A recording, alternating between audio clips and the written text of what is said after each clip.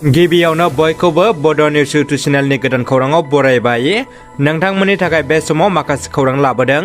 भिडिअखौ जोबजासे नायलांनो दाबाव आरो चेनेलाव गोदानब्ला अन्नानै साबस्क्राइब खालामना बेल आइकनआ अलाव होनानै ला आरो भिडिअखौ लाइक कमेन्ट शेयार खालामनो गुरै खावलायबाय।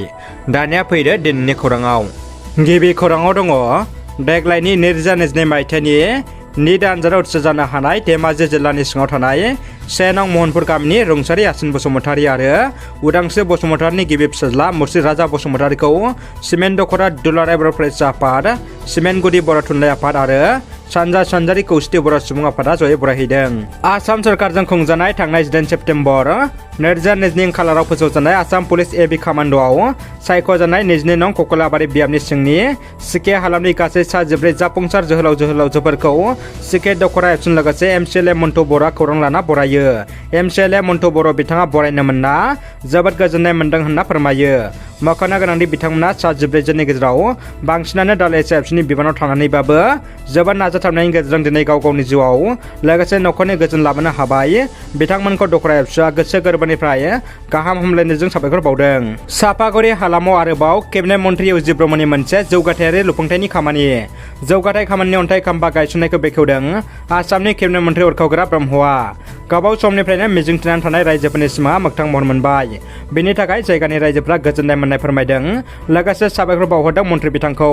लुफुंथायनि खामानिफ्रा थाबैनो जागोन आरो नांगौ बायदि गुननि जागोन होनना मन्त्रि इउजि ब्रह्म बिथाङा बुंथियो। दानिया फैदो गुबुन मोनसे खौराङाव।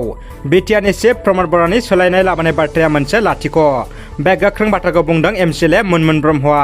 1 नं पर्बतजरा बियाबनि बिपिएमनि एमसिएलए मुनमुन ब्रह्म बिथाङा गावनि पार्टिखौ लानानै टेपकाइनि बिपि प्राइमारि नब्लाङाव सावरायमेल खुंदों।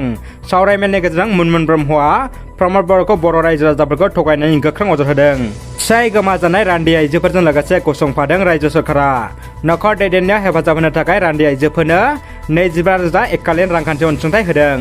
क'क्राझार जिल्लायावबो फिसाय गोमाजानाय रान्दि आइजोफोरनो इन्दिरा मेरि अराय रान्दि पेन्सन बिथांखिनि गेजेरजों एककालीन हिसाबै रांखान्थि अनसुंथाइ होदों। आसामनि गिबि मन्त्रि डक्टर हिमन्त बिश्व शर्माया दिनै तेजपुरनिफ्राय दुलाराय आसामनि गासै जिल्लाफोरावनो रान्दि आइजोफोरनो एककालीन रांखान्थि अनसुंथाइ गथायनायखौ बेखेवना होनायनि उनाव क'क्राझार जिल्लानि सिङाव थानाय गुबुन गुबुन गामिनि सा 440 रान्दि आइजोफोरनो एककालीन रांखान्थि अनसुंथाइ गथायदों।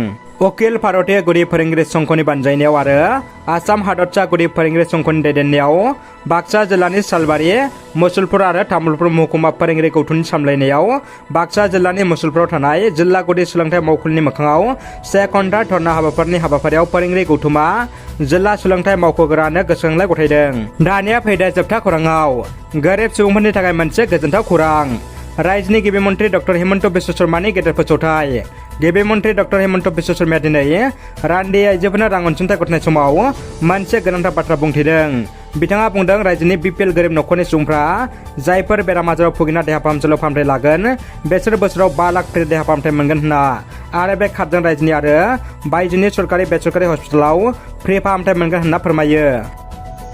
रादाबा एसेनोसै लोगोफोर। रादाबखौ जोबजासे नायनो थाखाय नोंथांमोननिसिम गोजोननाय आरो साबायखर बावबाय। गोजोन्थों।